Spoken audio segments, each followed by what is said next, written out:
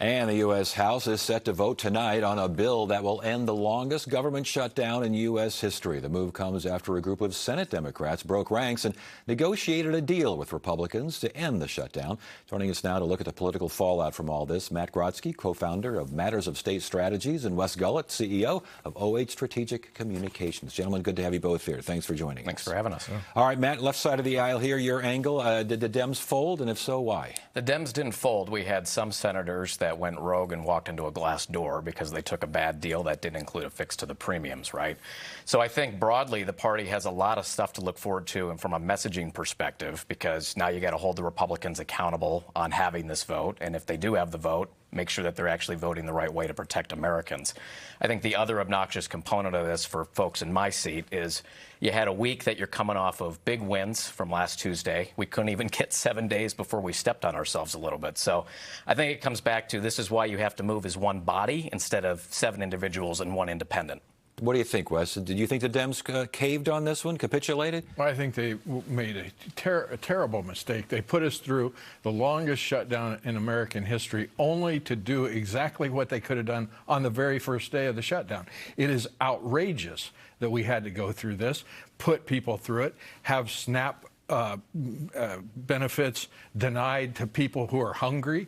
It's unbelievable. And then for the Democrats to cave, and then for the Democrats not to be able to articulate anything is ridiculous. Have the Democrats been able to successfully articulate what they did then and now? I think they've been successful at articulating it through the entire process. It's not the Democrats' shutdown. It's the Republicans' shutdown. They own the government. This is the president who's tried to exacerbate pain at the federal government level since he took office, right? So I don't agree with the standpoint that this is somehow in Democrats' court.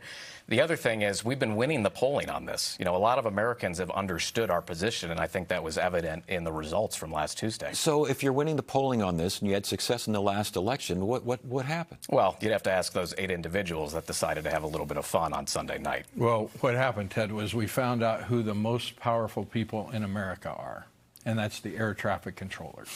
As soon as they quit working, we go back to work. America does. And so in the future, why don't we just call the air traffic controllers and say, what should we do? Because they're controlling what we're going to end up doing.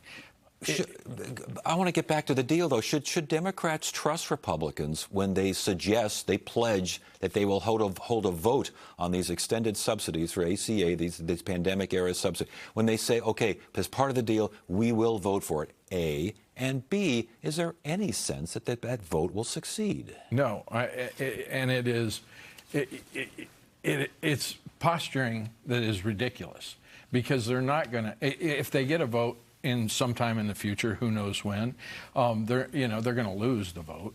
And if it goes over to the House, even if they win in the Senate, it goes over to the House is not going to do that. So it's a meaningless polemic thing, and the Democrats can't even explain it. And so, it's just unbelievable. What we need is to really re-examine where we are as a country and what we're doing, and throw all the bums out. Well, there's an argument for that, and that's a different segment on a different program. But you're a Democrat. Can you explain it? Yeah, I can absolutely explain it. The Democratic Party is trying to get the Republicans to do the right thing. To answer your question, no, you can't trust them at all. They've absolutely deceived the American people when it comes to affordability, when it comes to protecting health care. And yeah, people like to say we're in the political wilderness right now ever since 2024. That might be true, but as last week's election showed, we're making progress against that. But we're trying to show that there's a right way to do things and there's a wrong way to do things. The Republican Party is choosing time and time again to hurt people and do the wrong thing. Yeah, and I want a better answer than a group of Republicans. Go ask them. They decided to have fun on a Sunday night. What really happened? Sure. I think these are individuals that aren't up for election. And where was the leader? Right. Well, where was the leader? Yeah. Well, they weren't up for re-election. There was not a lot of risk to them. And that's why I think you saw folks like Kane split with his counterpart in the Senate and was like, look, I don't have a lot to lose here. Again, we talked about the air traffic controllers, which is obviously something we should be sympathetic for.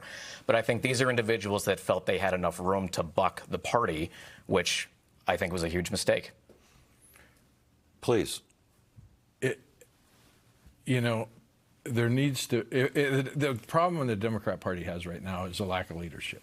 They're not solidly in step on message. They're not solidly in step on holding the line.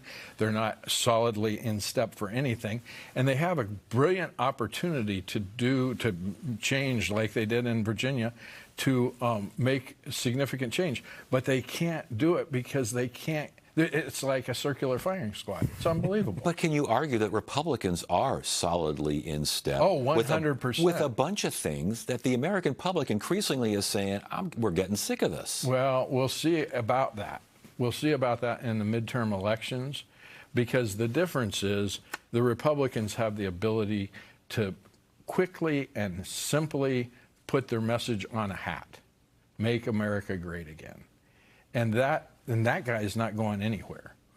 So and the Democrats can't answer that. And that's the problem. The Democrats need to be able to answer that. What do we want? How do you get it? You can't explain it in 20 minutes. You got to explain it in 2 seconds. Right, an elevator explanation. It can be argued that people are choosing MAGA, Republican Party policies. What's happening? They may not be all that happy about. We just talked about this earlier in the week regarding evangelicals starting to quietly quit Trump and MAGA. But where did they feel like they have nowhere to go? Well, I think that's the opportunity for Democrats in battleground states, right? You got to go get those swing voters, those disaffected voters, and persuade them to come into our tent. I think the broader issue, which I think Wes has hit on a little bit here, we have a problem traditionally with messaging in this era, right? But we're the alternative. And I think to our benefit in the midterms, there's this consistent whiplash with the electorate. They're always mad at who's in power, right? So they're going to keep going back and forth. It's incumbent on us to eventually legislate in a way where they can see the tangible difference. And we have to communicate what that vision of America looks like. So from a Democratic perspective here, winners and losers from this whole shutdown business. I think the losers are the American people from the standpoint that their premiums are going through the roof and the party in power has no plans to do anything about it.